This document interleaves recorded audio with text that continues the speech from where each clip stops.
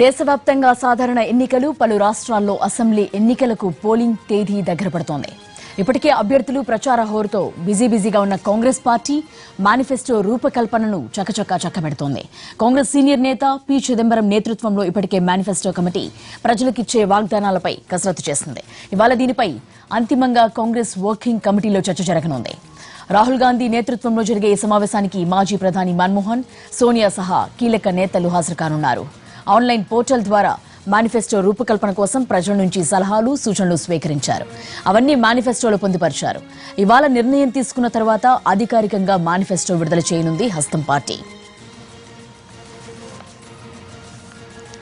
CWC meeting పై పూర్తి వివరాలు మా కరెస్పాండెంట్ ప్రసాద్ అందిస్తారు. ప్రసాద్, కాంగ్రెస్ పార్టీ అత్యంత ఉన్నత స్థాయి నిర్ణాయక సంఘమైనటువంటి కాంగ్రెస్ వర్కింగ్ కమిటీ ఈ రోజు మేనిఫెస్టో ప్రజలకిచ్చే వాగ్దానాలపై చర్చించనుంది. ఇప్పటికే పి చిదంబరం నేతృత్వంలో మేనిఫెస్టో కమిటీని కూడా ఏర్పాటు చేసుకుని దేశవ్యాప్తంగా కూడా పలుమార్లు అనేక వర్గాలను కూడా సంప్రదించడం జరిగింది. దీనికి సంబంధించి ఆన్లైన్ పోర్టల్ను కూడా రూపొందించి ప్రజల నుంచి వాళ్ళ యొక్క భావాలను, వాళ్ళ యొక్క ఆశయాలను కూడా ఆ రకంగా సేకరించే ప్రయత్నం చేసింది. దీని అన్నిటి కూడా గొదుగుచ్చి ఒక మేనిఫెస్టోను రూపొందించి ఒక డ్రాఫ్ట్ను రూపొందించినటువంటి పి చిదంబరం కమిటీ ఈరోజు ఈ సిడబ్ల్యూసీ ముందు ఉంచనుంది. ఈ సిడబ్ల్యూసీలో డాక్టర్ మన్మోహన్ సింగ్తో సహా అగ్రనేత సోనియా గాంధీ, మిగిలిన అహ్మద్ పటేల్, ఆజాద్, ఆంటోనీ లాంటి సీనియర్ నేతలంతా కూడా ఈ సమావేశంలో పాల్గొంటున్నారు. లోక్సభలో ప్రతిపక్ష నాయకుడిగా ఉన్నటువంటి మల్లికార్జున ఖార్గే, రాజ్యసభ నేత ఆనంద్ శర్మ లాంటి, అంబికా సోని లాంటి సీనియర్ నేతలంతా కూడా ఈ సమావేశంలో పాల్గొంటున్నారు.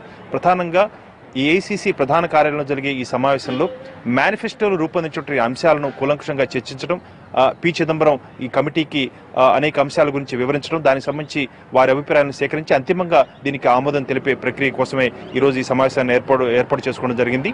ప్రధానంగా పేదలకు నేరుగా కనీస ఆదాయం వచ్చే విధంగా ఒక రూపకల్పన చేయడం జరిగింది కాంగ్రెస్ పార్టీ. అదేవిధంగా రైట్ టు హెల్త్, ఆరోగ్యానికి సంబంధించి హక్కును రూపొందించే కార్యక్రమాన్ని కూడా రూపొందించుకోవడం జరిగింది.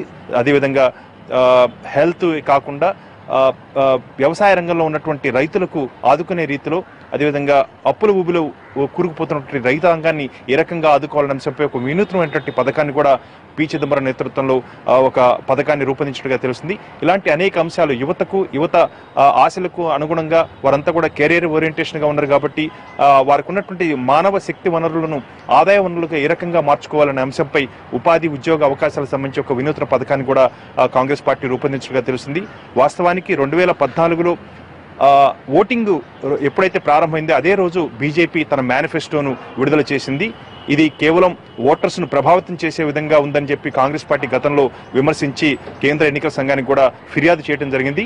అలాంటి నేపథ్యంలో ఈసారి కేంద్ర ఎన్నికల సంఘం 48 గంటల ముందు, అంటే దాదాపు 2 రోజుల ముందు ఈ రకంగా మేనిఫెస్టోను రూపొందించడం ఏమాత్రం కూడా సరైంది కాదు.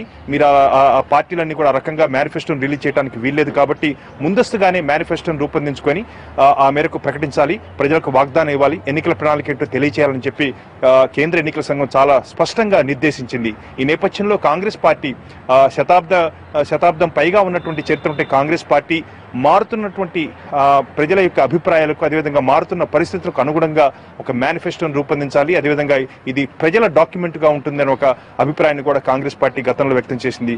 ఆ మేరకు ప్రజల ఆశలకు అనుగుణంగా, ప్రజల భావాలకు అనుగుణంగా యువతకు, అదేవిధంగా గ్రామీణ ప్రాంతాల్లో ఉన్నటువంటి ఆర్థిక వ్యవస్థను మరింత పరిపుష్టం చేసే రీతిలో ఈ మేనిఫెస్టోను రూపొందించుకోవాలని చెప్పి కాంగ్రెస్ పార్టీ ఇప్పటికే చాలా పెద్ద స్థాయిలో కసరత్తు చేసింది.